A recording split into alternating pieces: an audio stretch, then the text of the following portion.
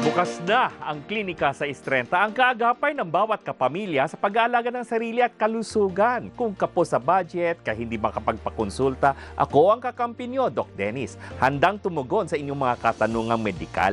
Chest pain. Yes. Bakit natin ito pag-uusapan, Doc? Dahil yun nga, sabi mo nga, ang chest pain hindi natin tinutukoy palagi ay puso. Yeah, oo. Ang daming ibang mga sanhi o pwede maging sanhi. Bakit ka nagkakaroon ng pananakit dito sa dibdib? O yun. Yung iba kasi nagpapanik ka agad, iniisip na Puso agad. puso.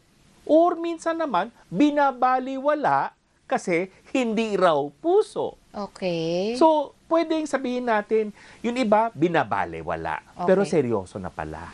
Ay, sa mga talakayan nga, Doc, kung, kung maaalala mo, nang pinag-usapan natin ang lungs at saka pinag-usapan natin ang puso, tinanong kita, ano ang kaibahan ng nararamdamang chest sensation? Oo. Sorry, wag ng pain muna. Walang. Nang inaatake na sa puso or baka may problema sa baga. Okay, agree ako sa ginamit mong salitang sensation dahil pag heart attack o sakit nga sa puso, kadalasan hindi lang pain, kung hindi pamibigat. Bigat sa dibdib. Parang akala mo daw may hollow blocks na nakapatong, 5 hollow blocks na nakapatong, elepanteng nakaupo sa dibdib mo. Oh my gosh. So, ang description is more of chest heaviness. Yan. Higit pa sa chest pain. Yung parang mabigat na nakaipit yung dibdib mo. Parang pinipisil yung puso? Parang pinipisil na walang humpay, dire-diretso. Dire-diretso. Yes. Masakit. And syempre, meron mga kaakibat o kasabay na sintomas. Kagaya ng pagpapawis ng malamig, Okay. cold sweats. Okay. Meron discomfort or may nararamdaman dito sa ilalim ng iyong panga o baba, papunta sa kaliwang balikat, kamay, at yun. Kaliwa? Left arm. Bakit kaliwa? Dahil ito ang point of radiation ng heart nerves natin. Magaling ang Superman. Sorry. Oo. Nung namatay, yung tatay inatake, gumanon siya sa kamay niya. Yes. Ay, galing yung pala yun. So, left. May Left side, usually submental o ilalim ng panga o baba, papunta sa kaliwang balikat hanggang sa braso at kamay. Left side. Yun. Okay. Yun ang red point of radiation. So, yun ang usual na nararamdaman ng isang taong merong tinatawag na angina pectoris. Okay. Chest pain, gawa ng heart attack. Sa lungs. Sa lungs, baga. So, ito ay pwedeng bigla, nahirapan huminga. So, meron naramdaman na parang bumara. Hirap tuloy humigop ng hangin. So, anong may chest sensation din ba yan? Pwedeng parang ang sensation na naramdaman mo na difficulty o chest pain mo ay parang hindi ka makasak in ng air. Nag-e-effort ka. Alam mo naman, Yung parang nalulunod. iba naman yon. Iba yun. Iba naman yung lunod dahil sabihin natin nagpupulmonary congestion ka. Ito, yung sinasabi kong hirap kang huminga, yung pulmonary embolism. Merong Merong clot. bara. Oo, may clot na parang sabihin natin kasing laki ng siniguelas o maliit na Malaki yun, no? buto ng lansones na buo, Okay. mula sa varicose veins mo sa paa, sa ibang lugar, Oo. dumaloy sa pulmonary vein. Pak! Nagsara. So, biglang wala kang blood flow. Hirap ka talagang huminga. Well, these are, tawag dito, malalang sitwasyon na. Doc. Malalang sitwasyon, totoo, and these are considered medical emergencies. Question. Ito bang sa pamimigat ng dibdib, Okay. gawa ng pulmonary embolism, Yes. may pagkakataon ba na medyo tatagal siya, hindi mo lang isa ba ito dun sa mga hindi pinapansin na chest discomfort? Yes, dahil sabihin natin nasa eroplano, biglang pagbaba mo, paglapag mo, lumakad ka lang, biglang, parang hirap ako huminga. Biglang nagko-collapse. Iisipin nila heart attack. pero pulmonary embolism pala, PE. So, iba ang treatment ng dalawa. Yung isa sa baga, yung isa sa puso. Okay. Kaya dapat alam mo yung background. Okay. Nagkaroon. Hinimatay nga, paano malalaman ang background? Pero malalaman mo, galing sa aeroplano eh. So, meron siyang long haul na flight, matagal na hindi kumilos. Yes. So, nagkaroon ng pagkakataon na mamuo ang dugo. Ayun. So, sa background na yon, nakikita Pero natin. hindi yun. Regardless, Oo. hindi dahil sa airplane. Yes. Pang-araw-araw, si tatay, Oo. galing sa trabaho, sa initan, pag-uwi, ay, parang nahahapo ako. Yes. Uminom lang ng tubig. Mhm. Tapos, pagising niya, medyo okay naman siya. Tapos, maya-maya, pag-uwi ulit, medyo gano'n na naman. Yung sinasabi mo kasi kanina na binabaliwala Yes. yung nararamdaman sa dibdib pero grabe na pala. O, ito na nga, binanggit mo na, hirap siyang humiga. Parang hirap siyang huminga, parang hindi siya okay. Yung parang balisa, senyalis na Di yan na. maintindihan. Yun nga, hindi maitukoy. Oo. Ano ba talaga ang nangyayari? Oo. Hindi naman siya dating ganun eh. Oo. Magpatingin ka. Kasi kasama na doon ang edad, nandun ang risk factors din. Malay ba natin, meron bang maintenance o ibang medical condition? So, lahat na yun dapat i-consider natin. Kasi yung mga ganyan, Dok, parang nire-relate na lang sa pagod. Yes. Well, alalahanin natin, ang pagod, ang stress ay malaking factor para magkaroon ng problema sa puso, para magkaproblema sa baga, para magkaproblema sa utak or stroke. Wow. Oh my God. All of this, pwedeng risk factor yan, stress. I-stress, ibig sabihin, overwork ka. Wala kang pagkakataon magpahinga. Yon. Okay. So, dapat whether I like it or not, kailangan magpahinga ako. Yes. Oo. Yan ang katawan mo, kinakausap ka. Oo. Diba, sinasabi katulad sa'yo ko, eh. katulad Oo. kahapon, Dok. Kasi since last week, super jam-packed ako. Yes. Not only physical activity, but also mental activity. Yes. Ang daming pinag-iisipan, etc. etc. Hindi pa tapos yung syempre ang goal, matapos ang trabaho. Accomplish the Diba? task at hand. Yes. Kaso, na para bang pakiramdam ko nakukulta yung utak ko. Tumigil ako. Tama. Mabuti pinakinggan mong katawan mo, which is tama. Yan ang dapat gawin.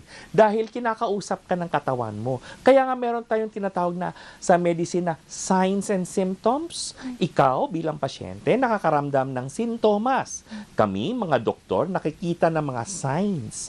Maaaring hindi mo napapansin na parang naduduling ka na, yung parang hindi na okay ang kulay ng balat mo. Hindi mo napapansin yan eh. Pero yung doktor, mapapansin yan. Yun ang mga senyales, sign, objective. Symptoms, ito yung nararamdaman mo. Minsan, ine-express mo. Ikaw na nagsabi, parang, yun, nauubos, para kang drained. Yeah. Therefore, you rest. Meron kang tinatawag na recharging. And yung recharging situation mo, yun ang binibigyan mo ng pagkakataon, yung ibang mga organ systems mo bumawi sa lakas. Wow. Kailangan na kailangan niya. Alam mo ba, isa pang mga very common na chest discomfort o chest pain, galing sa bituka. Sa bituka, layo naman nun, Dok. Paano kung bumalik yung acid sa dibdib? Anong tawag doon? Acid reflux. Yun. Meron pa isa, heartburn. Yun na yun. Yun. Heartburn, gastroesophageal reflux, yung tinatawag natin minsan na ulcer. Pwedeng dito ang pinaparamdam. Pero anong distinction niya? Well, usually, sabihin natin after meals. And hindi siya mabigat. Talagang parang flash. May dumaan, Oo. may nawala. Tapos mayroon kang malalasahan na Yan, maasim. maasim o mapait. Oo. Parang nabahiran ka lang ng acid o parang nabuhusan ka. Yan. Anong gagawin ko naman? Well, always keep calm, alamin mo kung ano nangyari. Then, pag naulit, magkonsulta ka na. Kasi iba't ibang sitwasyon, iba't ibang gamot ang pwedeng gamitin. Ano pang nagpa-provide ng chest Anxiety. Oo, anxiety and panic attacks. Correct. Yun ang usual na manifestation ng mga pasyente natin. Biglang mag-hyperventilate.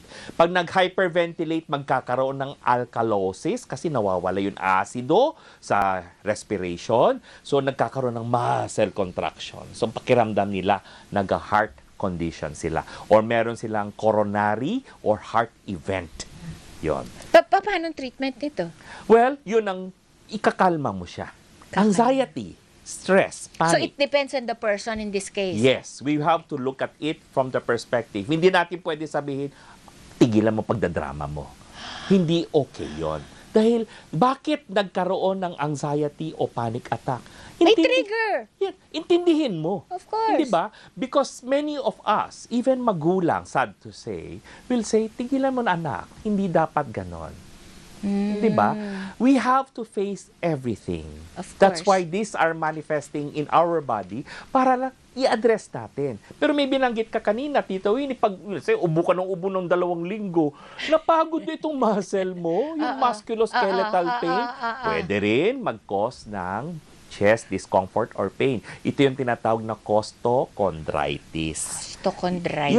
Yung area ng attachment ng buto sa ating sternum ay napagod sa kaka-close open, ubo. Yung gano'n. Exercise, Doc. Pwede. Pwede rin. Walang warm up, 'di ba? Yung mga chest bench Chest press. press. Sige-sige lang. Pero iintindi. Hindi, Dok. Kasi pagka daw merong nararamdaman na pain, may gumagana. Hindi na pwedeng sundin yung dating rule na no pain, Pain, no no gain. gain. Because no pain, no gain does not equal you are building your muscle. That means to say, you're doing the wrong technique. Ngek. Si Tita Dulce Orate may question.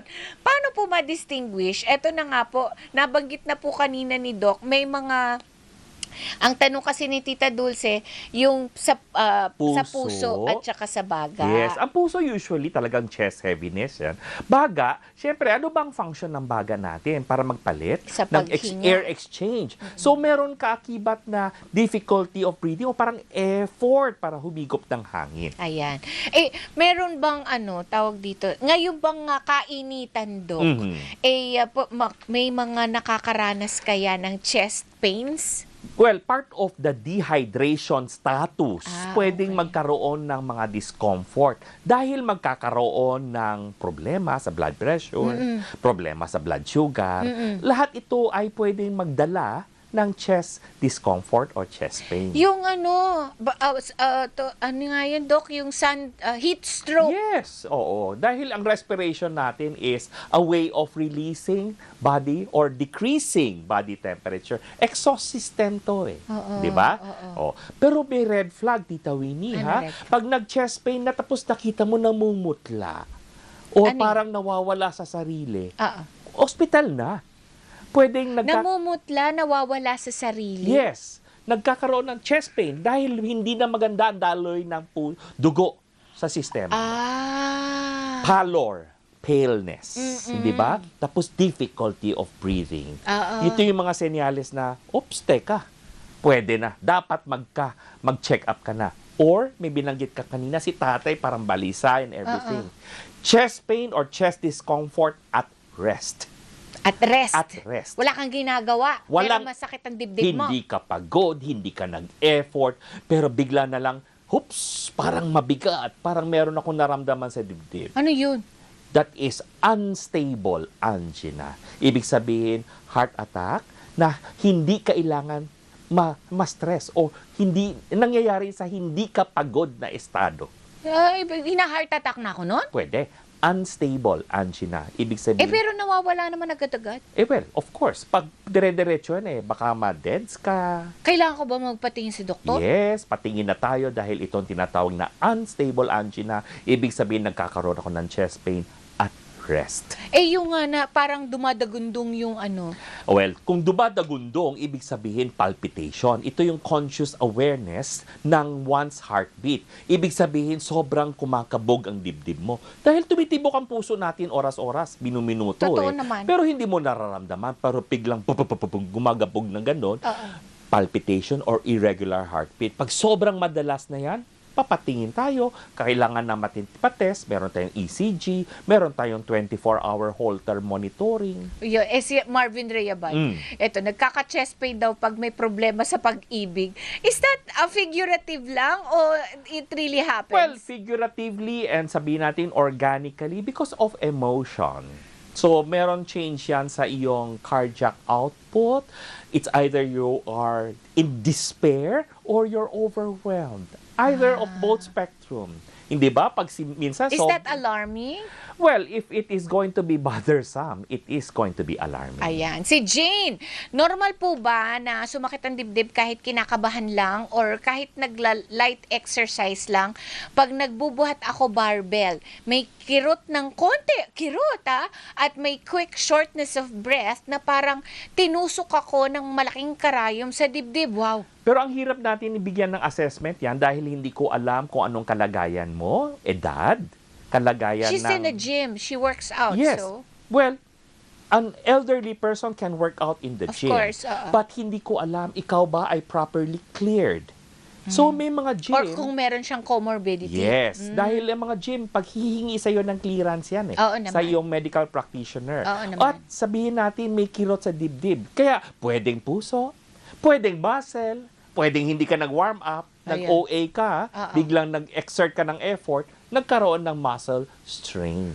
Wow, okay. Nakbok baka kayo yan nabitin, nasa Facebook at TikTok si Doc. Sige, sumunod lang kayo sundan nyo lang po ang aking Facebook at TikTok page. I-type, search lang ating username at Doc Dennis Official. Mga kapamilya, mag-follow, mag-like, mag-share para sa ipapang mga payong medical o anumang makabuluhang huntahan na may kinalaman sa kalusugan. Ang natutunan ko dito kay Doc, pakinggan ang sabi ng katawan. Yes, signs and symptoms are so clear. That's right. Unique yan. Unique sa bawat isa.